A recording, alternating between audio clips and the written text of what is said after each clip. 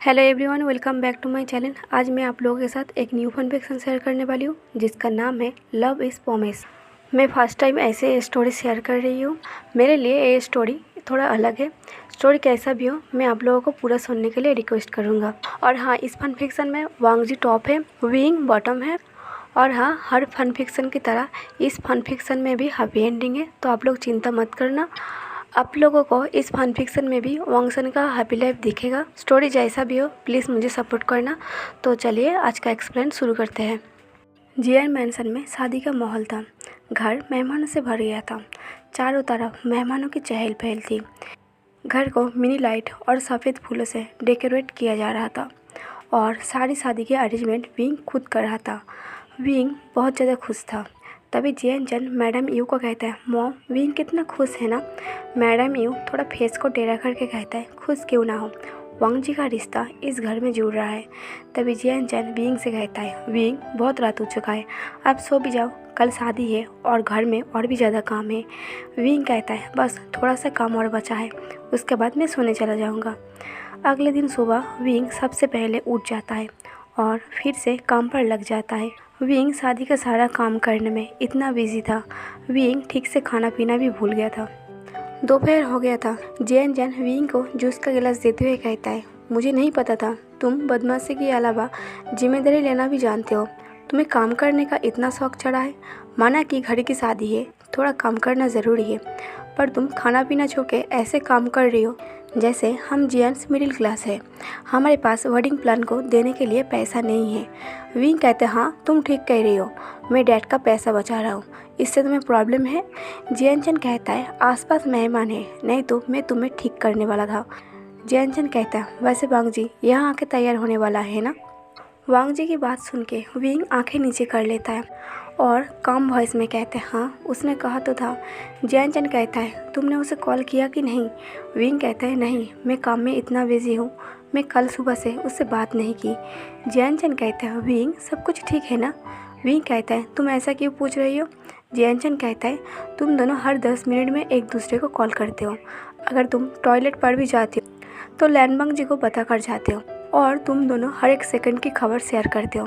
और अब तुम कह रहे हो तुमने कल सुबह से वांग जी को कॉल नहीं किया है।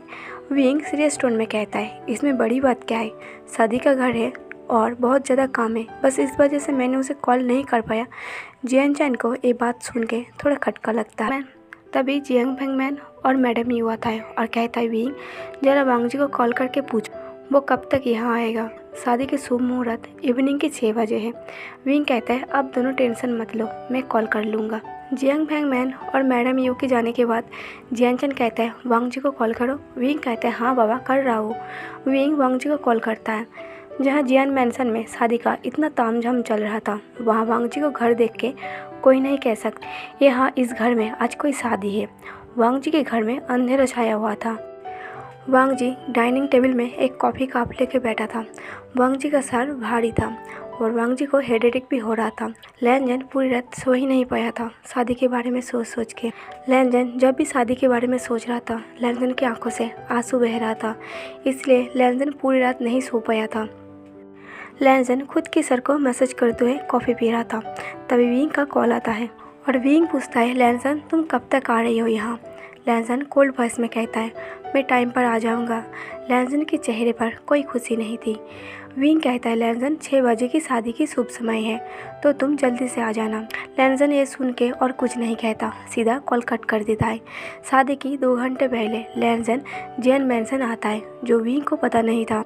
लैनजन जियान मैंसन में आते ही एक सर्वेंट लैनजन को गेस्ट रूम में ले जाता है। लैनजन गेस्ट रूम में जाते ही खुद को रूम में लॉक कर लेता है अपने आंसू को छुपाने के लिए। लैनजन को चिड़चिड़ापन महसूस हो रहा था। शादी का इतना तामझाम देख के, मेहमानों को देख के, घर की सजावट को देख के, मैडम यू को जब सर्वेंट कहता है, लैंडमार्क जी यहाँ आ चुका है, वो गेस्ट रूम में है। मैडम यू गेस्ट रूम में जाता है और दरवाजे को खटखटाता है। वांग जी ये सुन के दरवाज़ा खोलता है और मैडम यू को अंदर आने के लिए कहता है। मैडम यू अंदर आता है। मैडम यू के हाथ में वेडिंग कोट था। मैडम यू कहता है, 6 बजे की शादी की शुभ मुहूर्त है, तो तुम टाइम पर रेडी हो जाना। लैनजन सर हिला के हाँ कह देता है। मैडम यू कहता है, मेरे बेटे विंग को ट्रेडिशनल तरीके से शादी करना बहुत पसंद है और आपको मॉडल तरीके से। आप दोनों पक्के दोस्त हैं, पर आपकी पसंद बिल्कुल अलग है। मैडम यू लैंजन को वेडिंग कोट देके चला जाता है। विंग अभी भी मेहमान के स्वागत की तैयारी कर रहा था। तभी जियांग फैंगमैन आता है और कहता है, विंग, लैन वांगजी आया है और कुछ टाइम बाद मेहमान आना शुरू हो जाएगा। अब तुम भी जाओ और रेडी हो जाओ। ऐसा ना हो तुम ऐसे ही खड़े रहो और मेहमान आ जाए और तुम्हें इस हालत में देख ले। लैंजन आ चुका है, ये सुन के विंग की सांसें अटक जाता है। विंग तैयार होने के लिए जा रहा था, पर विंग की अपनी कदम इतना भारी लग रहा था जैसे उसकी कदम सामने की तरफ चलने के लिए तैयार नहीं था। विंग की सांसें भारी हो रहा था, वो गहरे गहरे सांसें ले रही थी।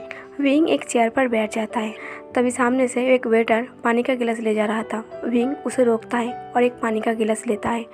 पानी पीने के बाद विंग उस पानी के गिलास को देखता है और विंग को लैंजन के साथ पहली मुलाकात याद आता है। विंग कुछ टाइम के लिए फ्लैशबैक जाता है। विंग एक इंटरव्यू में जा रहा था। विंग के घर में 3 कार था, फिर भी तीनों में से एक भी खाली नहीं था।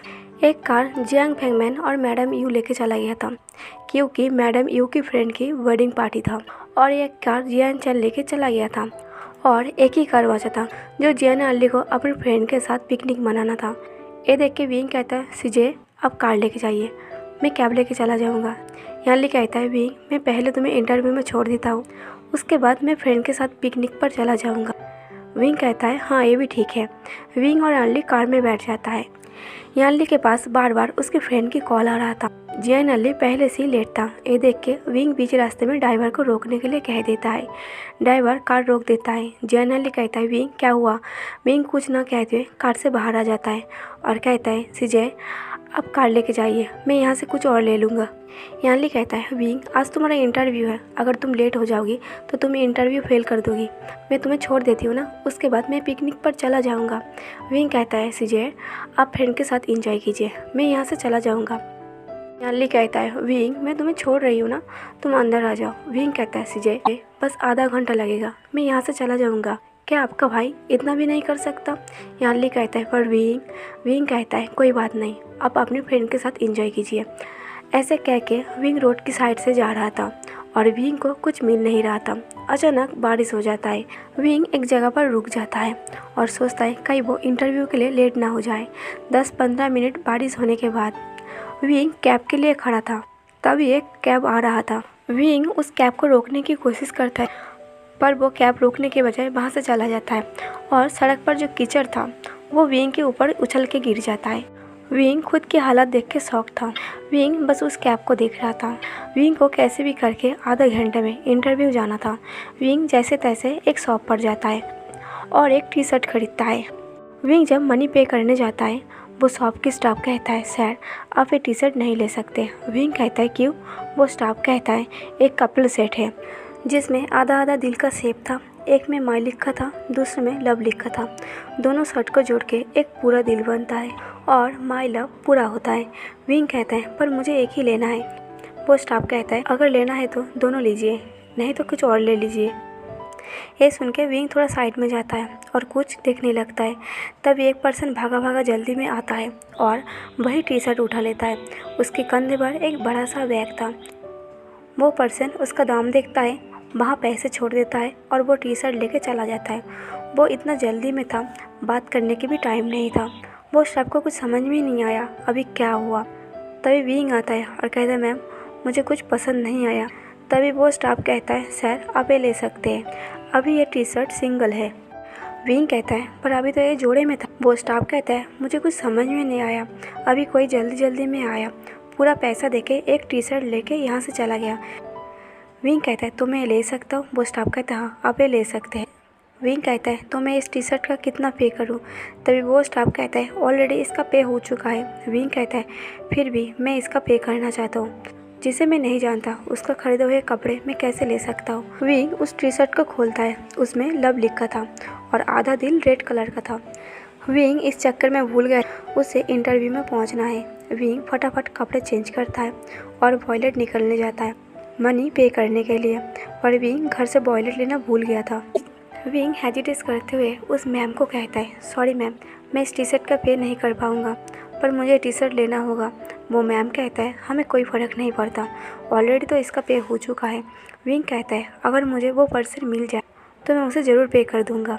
विंग जल्दी से जल्दी दौड़ते भागते हुए इंटरव्यू पहुंचता है, पर विंग लेट था इसलिए वो इंटरव्यू हाथ से धो बैठता है। इससे विंग बहुत ज़्यादा अपसेट था और विंग का मुंह फूल जाता है। विंग कैसे भी करके किसी से लिफ्ट मांग के घर आता है। तभी दोपहर के 3 बज रही थी। विंग थका हारा फाइल लेके सोफे पर बैठ जाता है। विंग 10-15 मिनट रेस्ट करने के बाद विंग फ्रिज खोलता है कुछ खाने के लिए, पर फ्रिज में खाने के लिए कुछ नहीं था। विंग अनली को कॉल करता है और कहता है सीजय, घर में खाने के लिए कुछ नहीं है और मुझे बहुत ज़ोर की भूख लगी है, क्या आप बता सकते हैं खाना कैसे बनाता है? अनली कहता है विंग, खाना बनाने की क्या ज़रूरत है, तुम खाना नहीं बना पाओगे, तुम हाथ जला लोगे। एक काम करो, पिज़्ज़ा ऑर्डर कर लो, 10 मिनट में आ जाएगा और तब तक फ्रिज में आइसक्रीम रखा है, उसे खा लो। विंग कहता है थैंक यू सीजय, अगर आप नहीं होता तो मेरा क्या होता, पता नहीं आपके बिना मेरा क्या होगा। अनली कहता है विंग, तुम्हारा इंटरव्यू कैसा रहा? विंग कहता है सीजय, आज का दिन मेरे लिए बहुत ज़्यादा बैड लक था, आपको पता है आज मेरे साथ क्या क्या हुआ? विंग सारी बातें जियान अनली को बताता है और मुंह को पाँच बना लेता है। अनली कहता है कोई बात नहीं, अगले इंटरव्यू में तुम ज़रूर सिलेक्ट हो जाओगी। विंग घर में बोर हो रहा था इसलिए टीवी ऑन करके आइसक्रीम खा रहा था। पिज़्ज़ा आने में 15 मिनट बाकी था।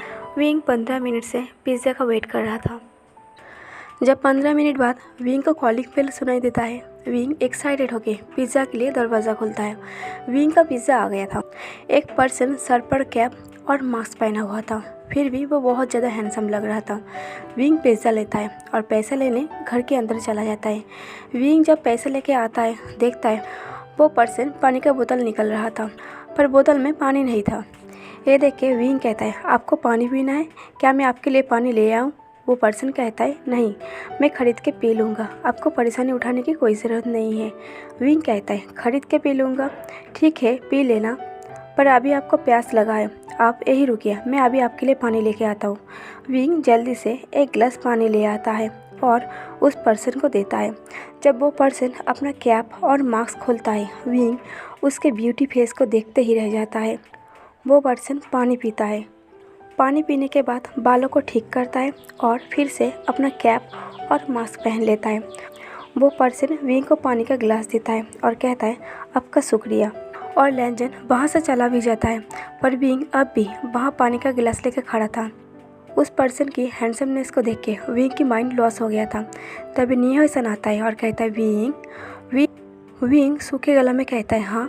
निहोसन कहता है विंग तुम कहाँ खोए हुए हो और अब तक तैयार क्यों नहीं हुए? आज तुम्हारी बहन की शादी है, तुम्हें तो ऐसे तैयार होना है जैसे तुम्हारी शादी है। विंग काम वॉइस में सैड होकर कहता है शायद आज मेरा शादी होता। विंग फेस स्माइल करता है। विंग कहता है जिनजुसुन नहीं आया, अगर वो यहाँ होता तो और भी अच्छा होता। निहोसन कहता है हाँ, उसका डैड बिल्कुल अच्छा नहीं है, ज़बरदस्ती उसे यहाँ से लेके चला गया। जिनजुसुन को मैं भी बहुत मिस कर रही हूँ। विंग कहते हैं अच्छा ठीक है, तुम यहाँ खाओ पियो और मेरा वेट करो, मैं अभी तैयार होके आता हूँ। कुछ टाइम बाद विंग तैयार होके आता है। विंग के दिल में क्या बीत रहा था किसी को कोई अंदाज़ा नहीं था। विंग फेक स्माइल के साथ सभी मेहमानों का स्वागत करता है, साथ में निहोसन भी था।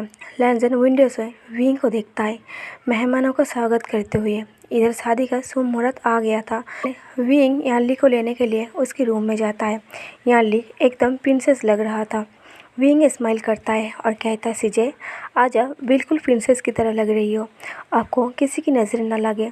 यानली कहता है विंग तुम्हारी आंखें नम क्यों है? विंग कहता है खुशी के आंसू है, आज आपकी शादी है ना।